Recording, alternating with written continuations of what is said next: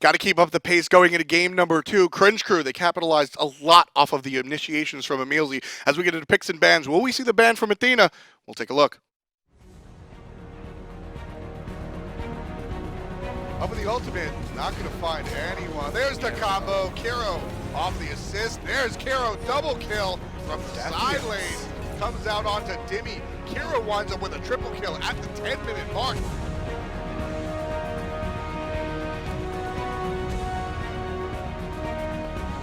Repikas lands down. Half health for the Titans. Axioz takes out 2. That is it. Axioz and Repikas, the team are respawning. P's and B's pretty please. Torpedo on the left side with the first pick. We'll see if that turns things around. Bans coming out. Very curious to see where these guys go. Do you expect an Athena ban?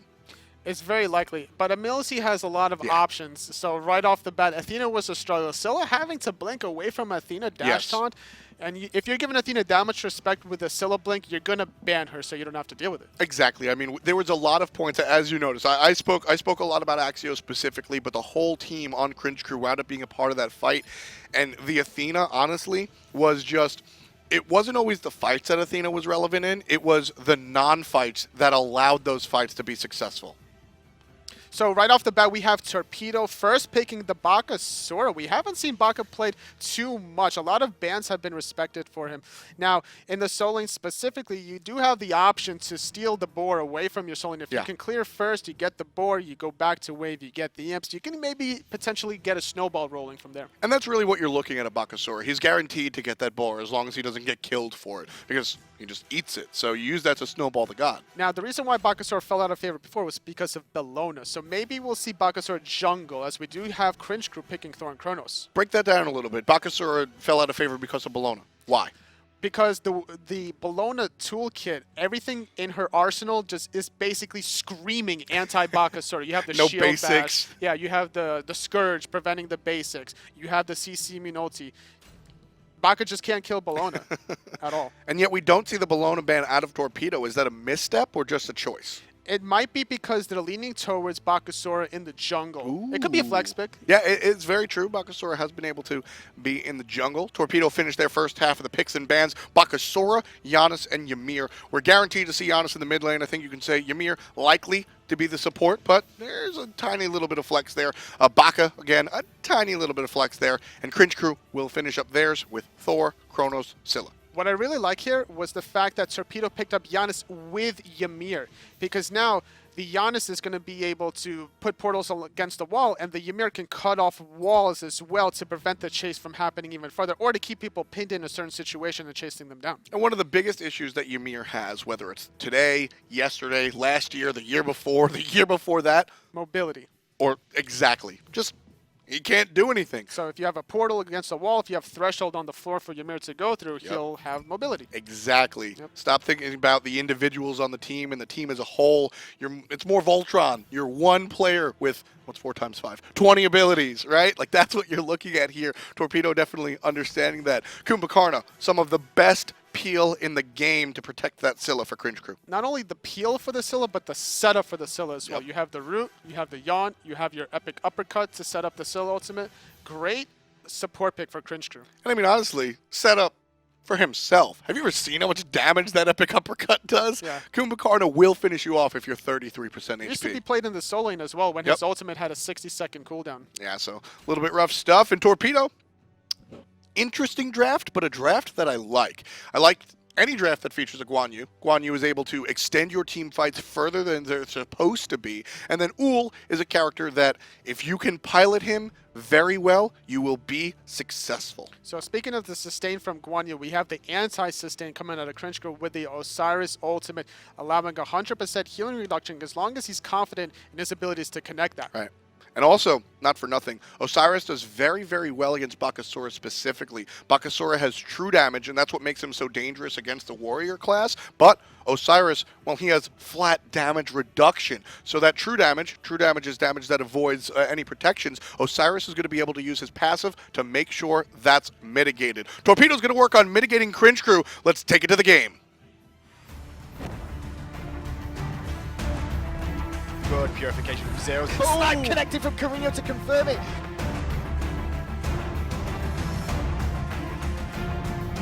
Bobat is dead. He's going to use purification while in the air. Big shield from Murrdurr keeps him alive. Though, and a cataclysm too. Great play from Murrdurr.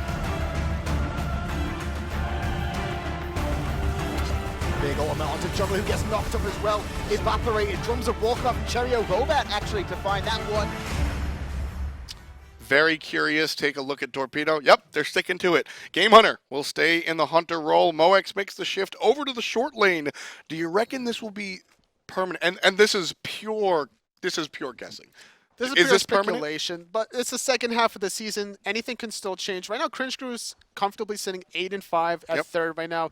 They are tied in wins with Paradigm that's sitting at 8-4, and Dignitas trailing on their foot at 6-6. So they have a little bit of flexibility, and if they can do this currently, maybe they can get away with. Now, I'm really not looking good for Moex because he's up against Osiris in the laning or the early laning phase. Osiris is a big bully. He's going to be able to do a lot of damage to Guan Yu early laning phase. And where does Guan Yu really hit his stride? Probably level 8 or so? Not even then. Like, once he starts getting his heal, getting his Breastplate of Valor, then he's going to be starting able to outtrade the Osiris. But up until that point in time, the Osiris does have a lot of sustain with just with his Death Toll, being able to get the whole wave group together in one little circle, splashing with his third and fourth auto attack progression is going to allow him to dominate the lane. Jump forward already from NinjaBobat. Very aggressive on an aggressive character. You know, Bobat has had some struggles this season. He has the most deaths in Europe, 62, not counting last match. So on this Bakasura, he's going to be forced to play very aggressive. And because of that playstyle, he has wound up with a bunch of deaths. But is he able to really pivot that? Maximum deaths is not always, I mean, it's not a good thing, but sometimes it's deceiving. Because if you have a lot of deaths because you're initiating and you're setting things up, it's not very terrible. Yeah, it's up to the rest of your team to follow up after your death in the beginning of the team fight. On Bakasura, though, that's a different story. You're not Thor like you were game 1, where you ult down and you set your team up. With the Bakasura, if you die, you better have taken out 2 or more. Yeah, certain gods do better in terms of setting up. Bakasura has to be the assassin, so your team has to set you up. Now, what I like about what the Bakasura did earlier on was he went into the mid-harpies just to steal one of those mid-harpies, jumped over to mid lane, and transitioned that into clearing the midway first. Look at that. Gamehunter and Murrdurr trying to be a little bit cheeky, hiding in the jungle just a little bit. But the clear coming out from Kumbha and Chronos. So Ullr starting off Transcendence 2. I really like this idea. Absolutely. You're a very spam ability-oriented god as Ullr, especially with the setup from Murrdurr, as we do have a freeze, the stun follow-up, the hail of arrows, and the first ability. Forcing the purification out of Gamehunter, however, he's taking a lot of poke in return as well.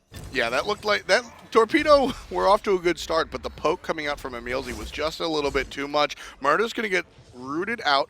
Look at the rotation from Bobat. That's exactly what you need to do to play this character.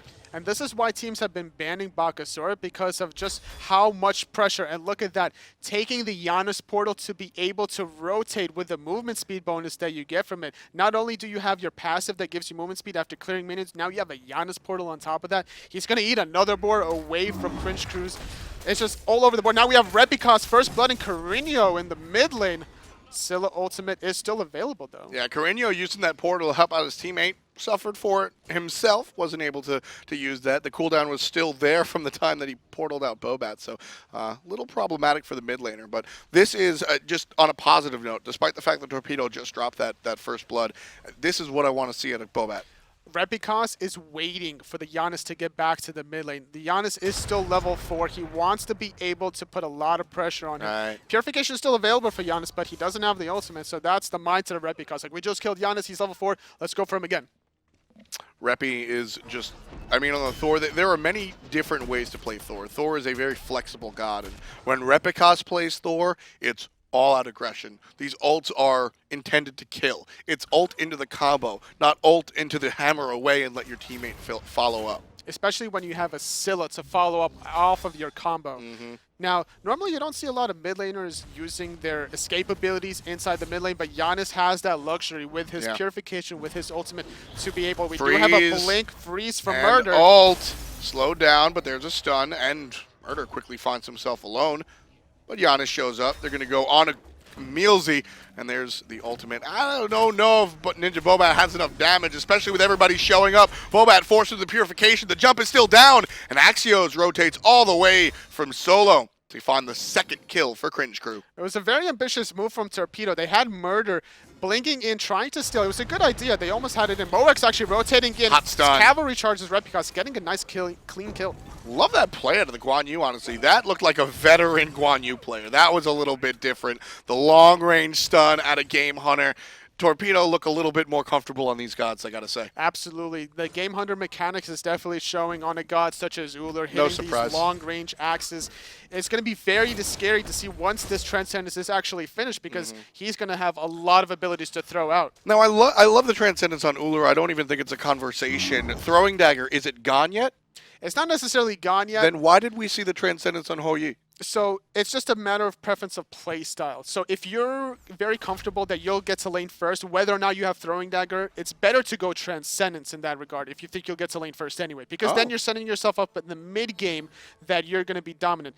Transcendence transitions better in the mid-game than Throwing Dagger. Throwing Dagger is just basically pure early laning phase. It's a starter run. Yeah, and you have more potions with Transcendence than Throwing Dagger. I mean, honestly, the only reason Throwing Dagger isn't in the starting item category is because, one, it costs more and you can build it into Golden Bow. If it was worse, you could just, slap it in that starting item. So, definitely a turn away. And honestly, I like the Transcendence. Just personally, I like the Transcendence a little bit better. I think both are viable options, but the amount of jump you're able to do with Trans. But in the mid lane, the jump going to be used aggressively to get away, and the follow-up from Thor, not enough. Great portal coming out of the mid laner, and everybody combines to save the life of Bobat. Unfortunately, Kero's ultimate. Oh, we do have a rotation from Murrdurr, trying to find the kill onto Repikas. Does find it through space and time. Was used, did not connect, was not needed, however.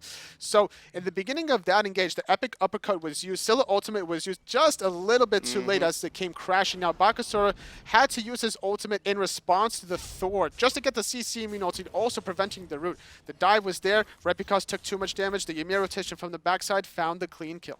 And that's something that I was very happy to see Murrdurr back on this Ymir.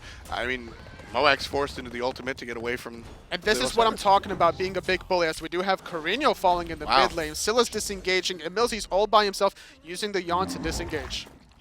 Korinyo or Kero might have been looking for more after that stun, or mesmerized rather, but Bobat able to find a way out. This has been non-stop action. 6.5 on the clock, 5 kills already, and Cringe Crew looking to get even more aggressive. I mean, Ymir, Bakasura. On the other side, you got a Thor and a 1-2 combo of support and mid. I mean, this is the kill count you kind of expect from these two lineups, honestly. Exactly, and they have to roll with their early aggressiveness. You have the bully advantage in the solo lane. You have the wombo coming out of your 3v3 between your mid jungle support. Coming out of the Thor, Scylla, and the Kumbhakarna. It's very scary if you're on the side of Torpedo, if you're looking at every side. Already stacking up are both of the players in the Hunter row. You got Chronos with just under 20 stacks on that Doom Orb, and Murrdurr starting another party over here. Kero forced in the purification, and he'll walk away back into the mid lane, but keep an eye on that mana bar, very low. Kero has just enough to give the combo Sick 'em, Crush, and Dash away. He's not able to do much more than that. So as long as your Kuma's initiating and you just follow up with a Crush and Ultimate, that's all you realistically need to do, and that's something that Cringe Crew's not afraid to do, using the Thor Tectonic Grip, trying to get some poke. Found a little bit. As we do see more, looks like Cringe Crew is just going to disengage in the mid lane, transitioning over to the red buff, looking for ward control, poking around the Ymir. Oh, a double blink! And even with the double blink, still misses the freeze onto Kero. This might have been a dead mid laner if Murrdurr hit it. Wall comes out, there's the ultimate, pops it so he's not a sitting duck for the ultimate out of Kero, and Korinyo's able to shotgun the mid laner right away. Excellent, excellent response. That was a beautiful jump from Bakasura, preventing the Scylla ultimate from landing down on top of him. Beautiful mechanics coming out of NinjaBobat. Finding the Ymir wall, preventing the Scylla from escaping was also really crucial. He also popped the Ymir ulti really early too, which was a nice touch because the Scylla movement speed prevents her from being slowed under the shards of ice. And also, so sitting in that Ymir ultimate, I love the choice here, and a little bit of a mind game, right? So you go into the Ymir ultimate and you say, hi, I'm the best target to ultimate because I can't move. So Scylla looks at you, and it was very quick. It was just for a second or even less. He pops it immediately, and what happens, Scylla immediately, now Ymir's not as tasty of a target. So that split second that Scylla takes to turn from Ymir to somebody else, she gets smoked by the Janus. Exactly. It's being stuck against the wall there, and NinjaBobat taking full advantage of that. So a little bit of just a lull in the action as both teams are resetting after that little team fight. Yeah, I mean, everybody needs to catch their breath. They've been fighting since First Blood. I mean, they've been fighting since First Blood. It's time for a drink break. NinjaBobat, though, if other players take breaks, fine. I want to see this Bakasura with his foot, not pedal to the metal, like foot through the floor of the car. You're a Bakasura. Keep invading. Keep looking for these steals. Especially when you have Janus to bail you out, giving you extra movement speed with his threshold and portals as well. You're just so safe with the Janus. You can't really go wrong. And the way NinjaBobat was playing it in the early game, taking the back harpies, taking the board, having the Janus portal bail you out, it's just perfect synergy so far that Torpedo has been executing this to middle jungle synergy. Yeah, we've seen a couple of jungle Bakasuras so far, but none that have been willing to be as invasive or aggressive as NinjaBobat. Like I said, I mean, you know, he's been aggressive all season. That's why his deaths are so high. But if you're able to capitalize off of that, I don't really care if you have 5 deaths if you have 10 kills. Not at all, as we do see a little bit of just teams feeling each other out. Nobody really extending. Red buff is available for Torpedo. We'll see if Cringe Crew recognize that. Meanwhile, Osiris just kind of pushing the Guan under tower. Not much going on over there. As we do have Gamehunter poking his head around the corner of the dueling. He might get caught out of guard by the Kumbhakarna if he's not careful. Yeah, it was very, very problematic for the hunter, Gamehunter. But he finds his way out there, no problem. Cringe Crew chooses not to really take a look. And Murrdurr, Bobat, and Korinyo will rejoin here, the core of the squad. Murrdurr looking for a wall on one, finds a freeze on the other. But EmilZy able to get out of the way of the damage from Korinyo. Looking at the items, we do have the Dynasty Plate Helmet finished for the Scylla. Wants to make sure that whenever the Bakasura or the Guan you dive her, that she'll be able to survive that initial burst and use the movement speed from the hold that thought. Gamehunter, a lot of trouble purifying, running and jumping away. Time Ref not available. Shaggyshenk recognizing he's in danger, ulting away as well. Meanwhile, everybody's caught out in the jungle before the rotation comes. There's the throw up, and NinjaBobat looking for the kill. Couple more basics, and it's good, and it will be. Shaggyshenk falls to the hand of the jungler. Needs some health, finds it, saving the jump. Gotta get away, over the wall, into the clutches of Kero. Beautifully predicted, read like a book, and Murrdurr goes down just as well off of the crush. Kero, with the assist from his team, winds up with 2 in total, 3, 1, and 2 for the mid lane on Cringe Crew. Just like you mentioned, read like a book. Bakasura's only option stuck against that tier 1 tower was to jump over the wall. Luckily for Kero, you can use that Scylla ultimate through the wall, finds the easy kill. The Kumbhakarna sets him up for the second Scylla ultimate hit with a sleepy yawn. And from there, they get 2 easy picks. Now, the question is, what are they going to be able to get off of this, right? Sometimes, like you say, you got to get the stuff after the stuff. Exactly. But they got the farm, which is good enough. They deny a lot of experience and gold for Torpedo. I mean, sure. Let's take a look at the graphs, though.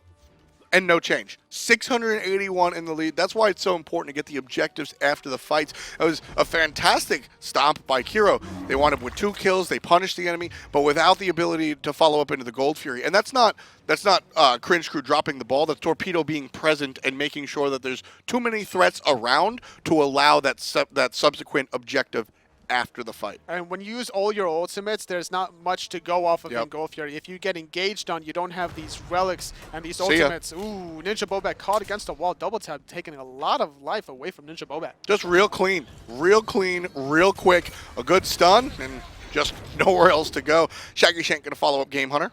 Chasing 2. It's very interesting because both these hunters have these steroids that give you movement speed. Cringe Crew recognizing the disengage from Torpedo. Also, NinjaBobat being down. They're going to start up their Gold Fury. There's the Scylla ulti secures it. As soon as Scylla Ultimate comes online, Cringe Crew decided they wanted to take a look at the Gold Fury. Love that play. They waited for the ultimate so they could confirm it. And here comes the Moex. Not going to get the stun because Korinyo takes Kero out from under him. Shaggyshenk giving chase. Slowed down by the Guan Yu who made the rotation. That's all there's going to be. Gold Fury, trade out for a mid lane. I'll take it. Now, they do have the Guan sustain, so they could start putting pressure into the mid lane. NinjaBobat has revived. He's looking for the left side mid harpies. Epic uppercut was used. Oh, sorry, ultimate was used. Murrdurr in a lot of trouble, forcing the purification. There's the Bakasura chewing through the opposition. Dead. Korinyo gets credit for Axioz. Finally dead is the Osiris after a lot of damage was mitigated. They're not going to find the tier 1 tower, though. Look at that dance EmilZy did to just avoid the unstable vortex. Walks backwards, walks forwards, find the sweet spot.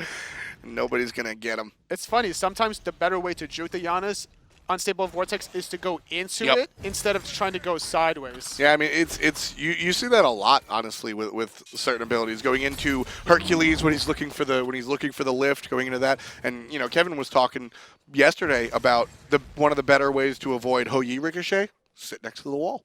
Sometimes it depends on the angle. There's a lot of technical angles. Right. Specifically. But you know, it's just so the opposite approach that you might expect. Sometimes you have to take the obvious choice because there's a lot of mind games going into it. So the enemy's predicting you to take the more complicated decision. So now you counter their mindset. It's like, oh, I'm going to take the easy decision. It's like, gotcha. And then it's all about the history. You know, all right. EmilZy walked forward the first time I tried to use the unstable vortex. Next time he's going to walk forward again. So I'm going to have to shoot in front. You know, etc. etc. So that's what makes this level of Smite so entertaining. Is that sure you can get the better draft, you can get the better composition, you can get the better team fight, but it's how do you adjust after each individual fight. Murrdurr blinks forward, grabs 2, and that's the adjustment. Staying away, Thor able to get the follow-up stun, and not as much damage goes out of Murrdurr, and in fact it's dealt right on back to him. Kero with the ult, Murrdurr's still not dead, but it's just a matter of time. Shaggyshenk confirms it. 2 members in blue, all being chased by the entirety of Cringe Crew right down the mid lane. Moek's forced defensively into the ultimate, and Cringe Crew just don't care. Put their foot on the gas, and they take out a couple of members and look not towards the tower. They're just aggressive for aggression's sake. Ymir was almost out there too. He walled behind himself, but Shaggyshenk came from red buff. They're able to secure the kill with the timer. Now, because of that, they're able to push the tier 1 mid tower. We do have a blink sleepy into the root onto Moeks. Can they find the kill? Not going to find it, but they should be able to get this tier 1 mid tower. Yeah, I like that play coming out from the Kumbhakarna. Looking for the body block, but not committing because he saw that the other members were coming here. And at the end of the day, I'd rather stay alive than trade it for a death. Unstable Vortex does find the Osiris. Stun onto EmilZy. A lot of damage was dealt by that unstable Vortex. Korinyo, however, taking a lot of return damage onto the Crush. Repikas finding NinjaBobat in the mid lane, favoring Cringe Crew right here. 5v4 power play, but they are a little bit low. Mid tower stands. Looked like a good shot, and shot in the darkness coming out from Torpedo. They're all going to travel through. Met up by EmilZy. Nowhere for him to go. But the yawn, man, that Mez is forever. Thor is up in the skies. Let's see who he comes landing down. It looks like Murrdurr might be his option as Shaggyshenk is able to take out Gamehunter. Repi, right to the face. Korinyo finds the basic with some helps off of the minions. But Shaggyshenk on the backside gets the Doubleune, able to look towards Moeks now. Damage onto the Guan Yu, dealing underneath the tower. Shaggyshenk with 3 in that one engagement, the unofficial triple. Yeah, so it's been a 4-for-1 exchange so far with Murrdurr now respawning. A little bit low is Cringe Crew in terms of mana pool, but now it looks like there are some members coming back from base. Scylla's coming back, Kumba's coming back.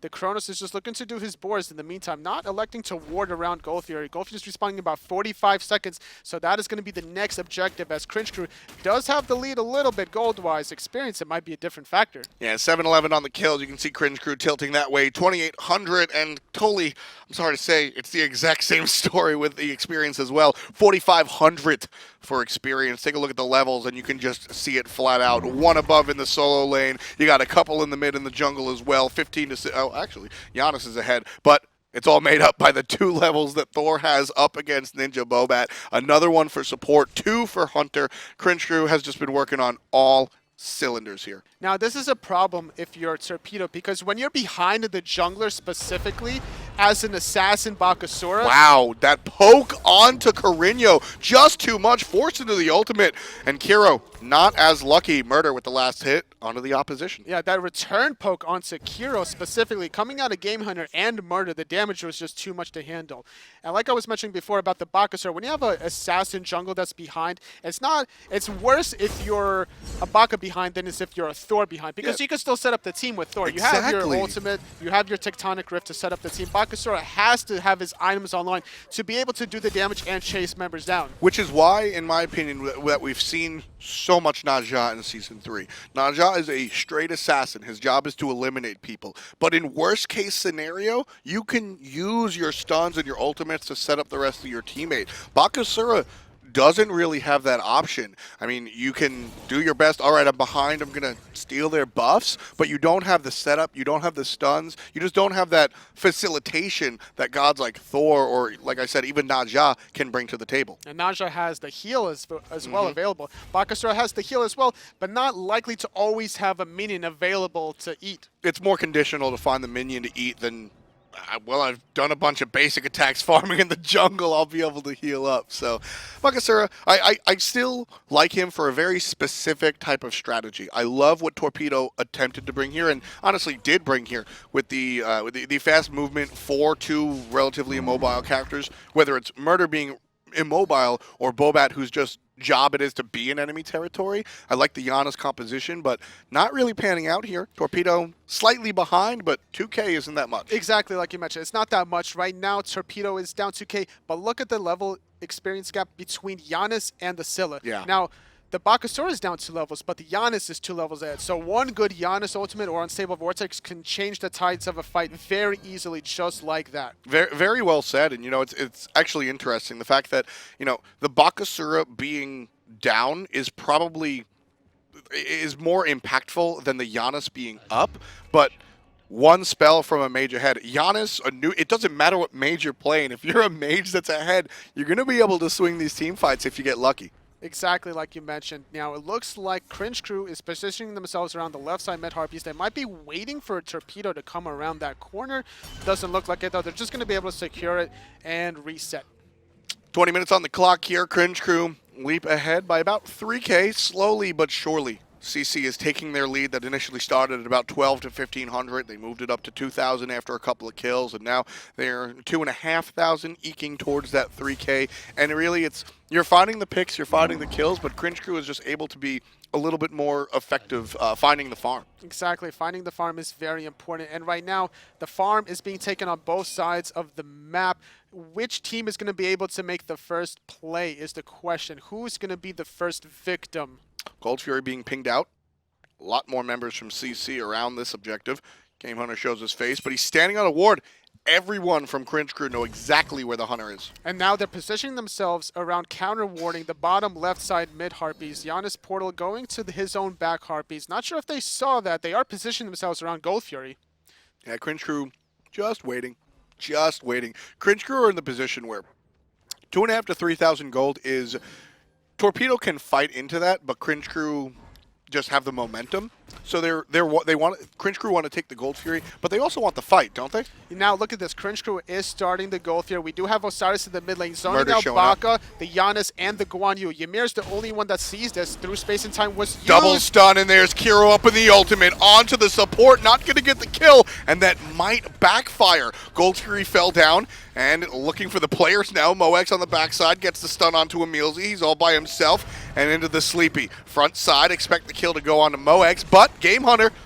Oh, and there's a separation. EmilZy gonna survive, and Moex by himself, surrounded by members of Cringe Crew. This is trouble. And this is the problem when you chase down a Kumbhakarna by yourself as a warrior. Your base stats for attack speed is not that high. It's gonna take you forever to swing your broom around to get the kill onto Kumbhakarna. And now you get turned on by the two mages of the Scylla, of the Chronos. It's a lot of damage dealt onto Guan Yu, and he only has that one magical defense item. Luckily, Cringe Crew was able to secure the Gold Fury in the midst of all that fight. 4,500, they almost double the lead that they had previously. They're able to go ahead and follow up, punishing Moex for the chase, as Anatoliy so beautifully stated. Cringe Crew now, this is the story of game number 2. Game 1 was...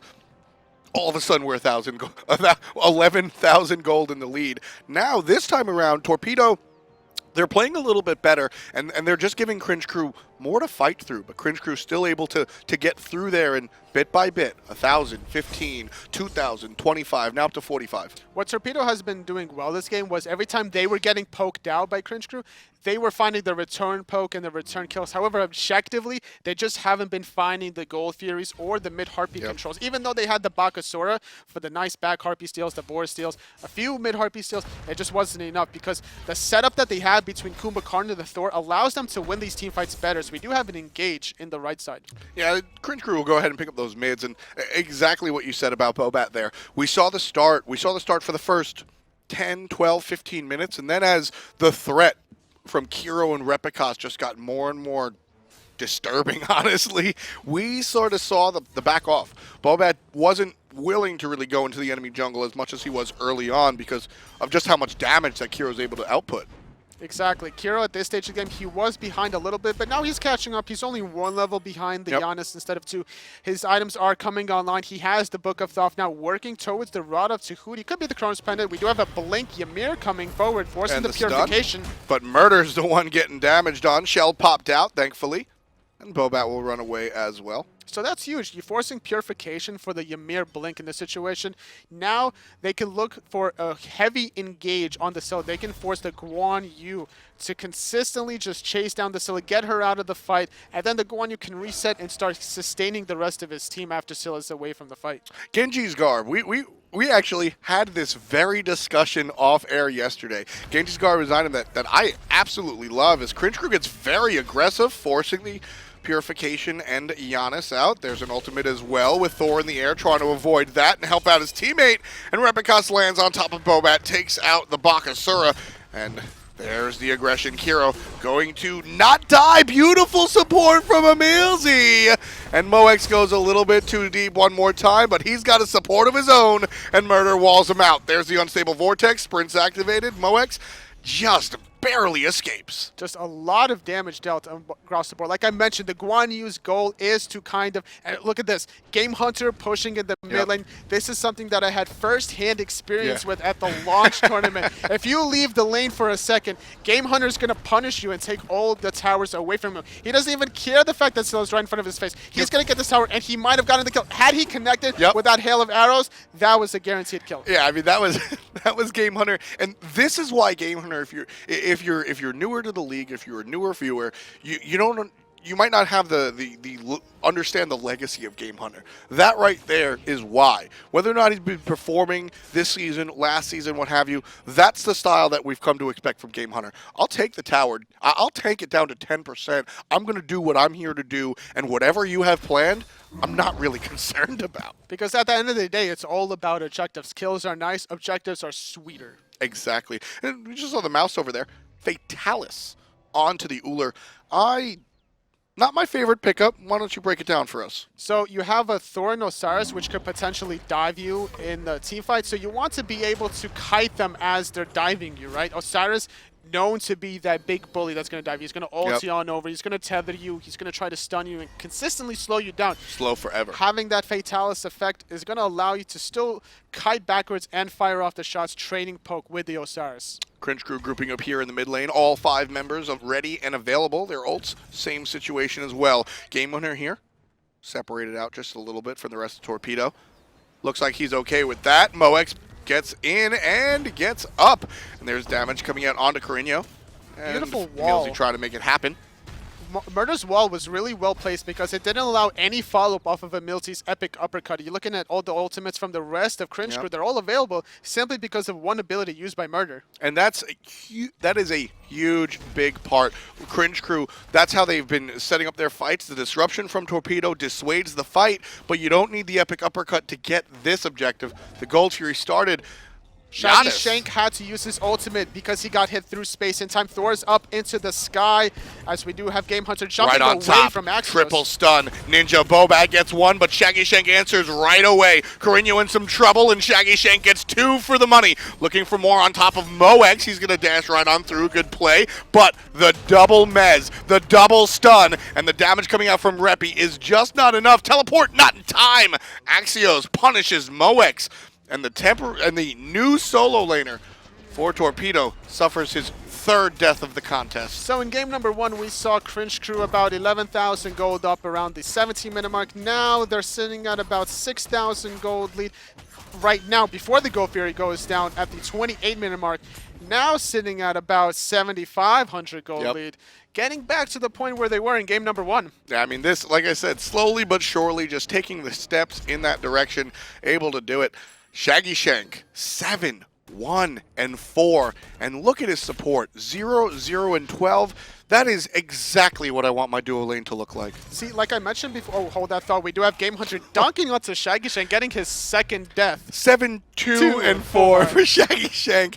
You know what? It's still exactly what I want my duo lane to look like. It's still a really good score for him. Now, specifically, the score that you mentioned from EmilZy was 0, 0, 12. 0, 0, and 12, and that's because he rotates over so much, looking to set up his team in the mid lane, and that allows Shaggyshenk to do his thing. EmilZy blinking through the wall. Gamehunter up, Gamehunter right on down into the damage. Quick sank, and that'll stop some of it, but the root immediately into the jump, and it's read perfectly. There's the crush. Not enough, not going to find the damage. Neither will the throwback.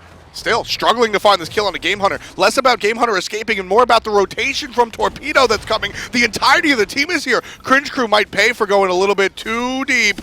Repikas in some trouble. Ultimate from Murrdurr, not going to find it. Kero, the first one to get the kill, but Bobat answers back because Repikas was there for so damn long. And 1 for 1, it could have been a lot worse. Could have been a lot worse. I'm really surprised that the Scylla elected not to pop that crush. The Gamehunter was in that crush for quite a while. Yeah.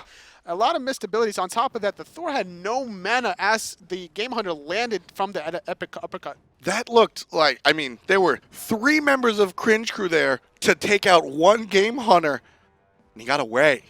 Yeah. It's like Gamehunter gets everything gifted to him, you know, like he gets the towers and now he just like escapes scot-free. It's like is that enough for Torpedo? Gamehunter again, there he is taking the tower, this time assisted by NinjaBobat. Torpedo's going to shorten the lead that Cringe Crew have. It was 7,500 at one point, shorten it down to about 4,000 or about 5,000 rather. And those are 2 guys you definitely want to have to be able to split push. You have NinjaBobat. I believe he uses ultimate too onto that tower just to be able to have those minions to be able to eliminate the backdoor protections. And then Ullr followed up with his basic in hand, popping his second ability to get that extra physical power to shred that tower. We haven't seen many Witchblades in this season. The item has suffered. It has been adjusted. It's definitely not as good as it used to be. But the pickup onto the Kumbhakarna of the Witchblade, I like it. I think there's a lot of basic attacks coming out. How do you feel about it? It's good against Bakasura specifically. Whenever he dives your backline. It's also good to pick up Guardian Mail as well. We do have that on the Osiris. Now, he could stick on the Bakasura, so whoever the Bakasura hits with his ultimate, as long as Osiris is getting hit as well, you're mitigating the rest of his follow-up damage by lowering his attack speed. It's all just, I mean, Bakasura can be so scary. He can just turn fights with the large cone basic attacks, and the fact that he's doing true damage goes right on through a lot of your protections or whatever it is that makes you tanky, sans Osiris. And so always got to be so careful. I mean, Bakasura is one of the more frustrating gods to deal with on a casual level because the counter to him is team play. Exactly. Speaking of team play, Cringe Crew is grouping up around the Fire Giant. They're feeling very comfortable with their lead right now. Go Fury is still down, so what they want to do here is they don't want to really do Fire Giant. They want to bait Torpedo to overextend. And there's the damage onto Murrdurr. He starts to fight with the freeze, but EmilZy able to respond a little bit better. Axioz, on the other hand, gets poked out by Gamehunter, and now Shaggyshenk giving chase onto the Norse Hunter. The stance switcher will jump away. There's the blink forward. EmilZy trying to find Bobat with the root. Not going to get it. And a beautiful portal by Korinyo saves the life of the jungler. Dash throw from Moax. Double mez from EmilZy. And it's enough space. Bobat's by himself looking for the aggression. Can't find it. A lot of damage from these mage players. The Scylla, the Root and Crush is doing a lot of damage. The Janus Unstable Vortex doing a lot of damage. The Chronos, all these mages are just doing a phenomenal amount of damage. We do have a teleport in front of the Fire Giant. Now, Cringe Crew is a little bit healthier here than Torpedo. If you look at the Ymir specifically, he's sitting at about half health. He hasn't returned back to base. He could die off of one combo from the Thor and the Scylla. Yeah, Ymir doesn't have a teleport available, or an Athena ult, obviously, and with the shell down, he's very vulnerable, half HP. It's Speaking of half HP, Fire Giant also half HP as Cringe Crew able to start the fight. Love Shaggyshenk's camera placement there, and he sees the opportunity and seizes it. Freezed or not, gets the kill anyway. Repikas goes in the sky as Moek still, again, very deep. Where will the Thor land? Aggressively? Looks like not. Thor lands back. As soon as he falls, gets chunked out by the mage. Yeah, so they got an easy kill onto Murrdurr, but they are poked out, so they have to be very careful for the counter engage from Torpedo because the Guan use sustain and the mobility from the Janus. So if they don't disengage now, they could get punished for it. This is where Torpedo has the advantage. They need to push this. Exactly. 4v5 right now. Some members from Cringe Crew do have to back to base, but they have to leave one behind just to spot the fire jump. It looks like Torpedo not recognizing this, or are they? Doesn't look like it, no. They're not going to have the Guan Yu tank with the Ullr. So, Torpedo right there, you're down 5,000 gold, and I always personally stress how important it is to be able to fight into a lead, to recognize when you do have the opportunity. Was that as big of an opportunity as it seemed? Yes, that opportunity should have been forcing a Fire Giant there. Now, they didn't have vision. If you look at the ward, exactly. That is Cringe Crew's Sentry Ward in front of Fire Giant. So they didn't necessarily know had Cringe Crew backed. So Torpedo played it super safe, elected not to take the risk. It was 4v5, but they were healthy. I would have liked to see them start that Fire Giant. Yeah, not even start the Fire Giant. Go around to the red buff and just start the fight. Everybody was healthy. You've got the Guan Yu. Either way, my direction to Torpedo, I wish they would have been a little bit more aggressive because they're down 5k, but they had a half a life bar on everybody. Now they're down 5k, and Cringe Crew have full life, full mana, and they're ready to dance. And this is a rough situation for Torpedo to walk into. And now it's really scary too because Kumbhakarna 20 seconds ago just blinked and forced the purification out of NinjaBobat. So it's going to be very tricky for him to find the right angle to engage in without getting punished for it. 50% on Fire Giant. Cringe Crew still paying attention. Basic attacks coming out. There's the blink freeze. Double freeze, but there's no follow-up. Murrdurr by himself, getting attacked by everybody, including the Fire Giant itself. Now on to Axioz. He's taking a bunch of damage. That debuff doing work onto it. Shaggyshenk throws out the stun just to create some separation, and Repikas starts the party. Murrdurr takes the spill. Moek's doing what he can, dashing on through.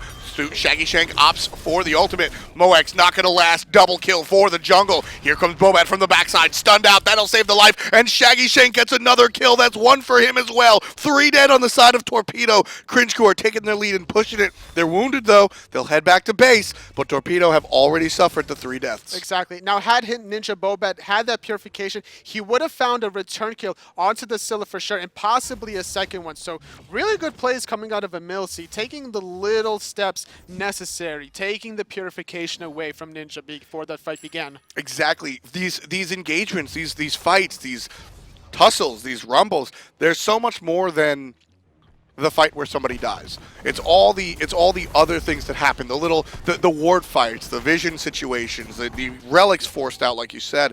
That's such a big deal. And now, Korinyo gonna just give some poke, but not really anything worth much. Unfortunately, his ultimate just popped up. Yep. That was his only potential to realistically steal the Fire Giant without putting himself in a position to die. He could have tried to unstable Vortex it, but he definitely would have found a return kill. Meanwhile, Gamehunter doing what he does best, finds the tier 1 tower in the dual lane. And honestly, Gamehunter with the split push has kept this team in the running. I mean, Gamehunter, not by himself, obviously, but the fact that Torpedo is down 6k, well, about to be about 8 to 9, it could be much more.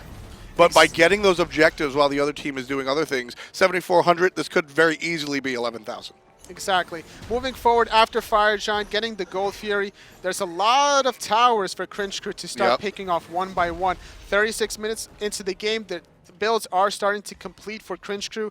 They need to make an impact with this first Fire Giant.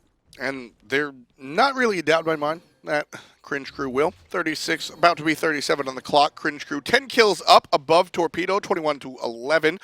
81,000 gold. That's almost 10k. We're sitting at about 8,000.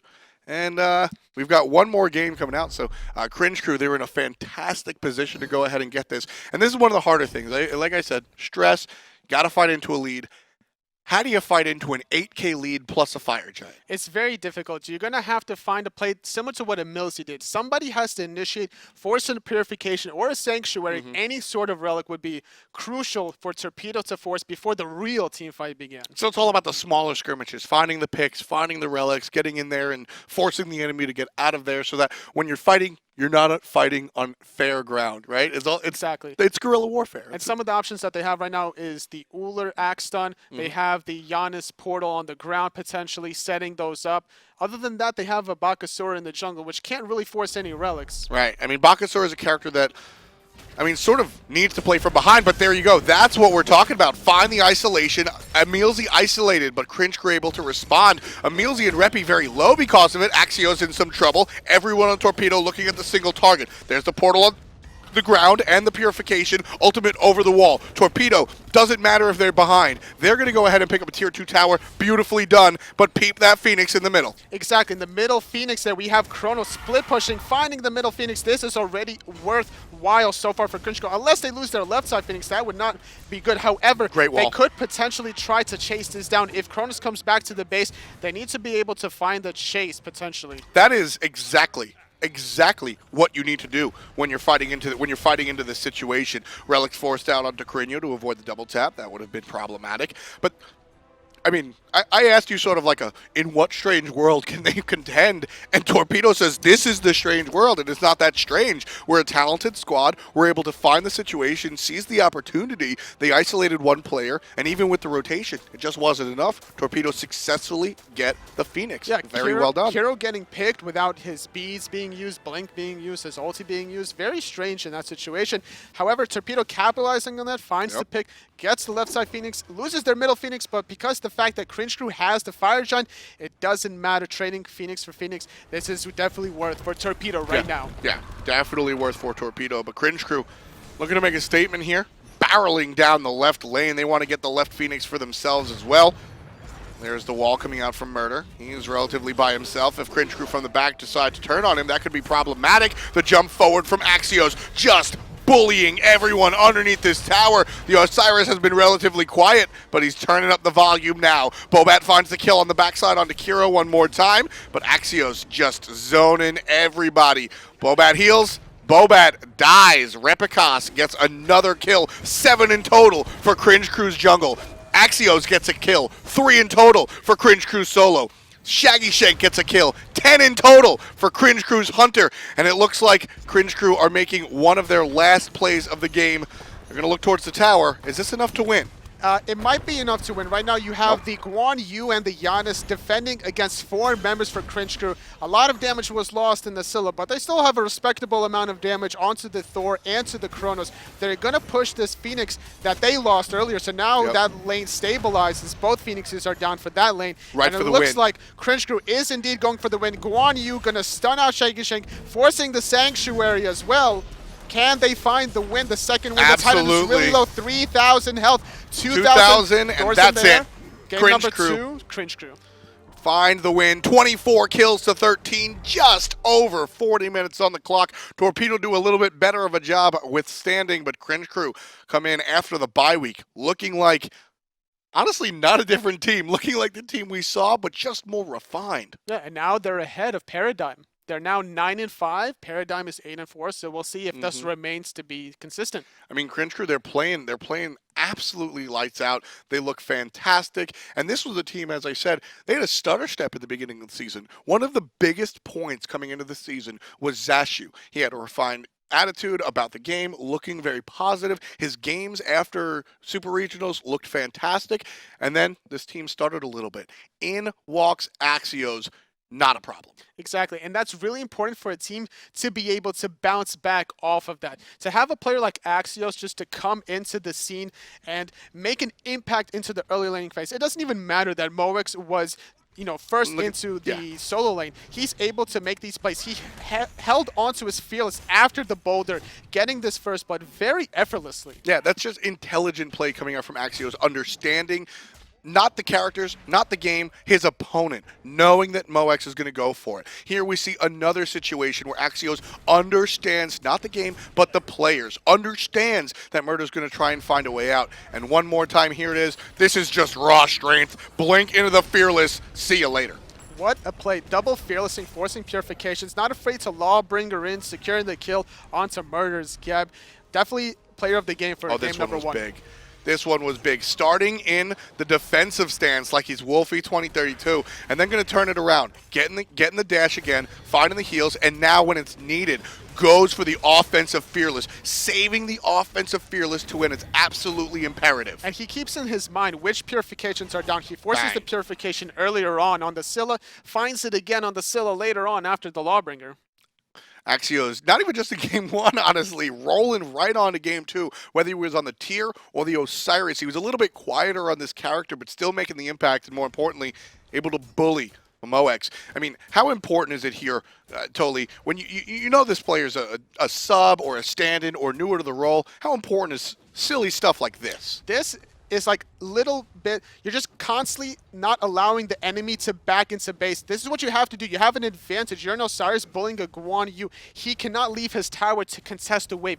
You will do more damage than he can sustain, so you have to take advantage of that. And it happens in lane and even out of lane. The rotation coming out from the young man Axioz, able to find some kills of his own. He wound up with 3 in total, if I'm not mistaken. And then he also assists the team fight as well.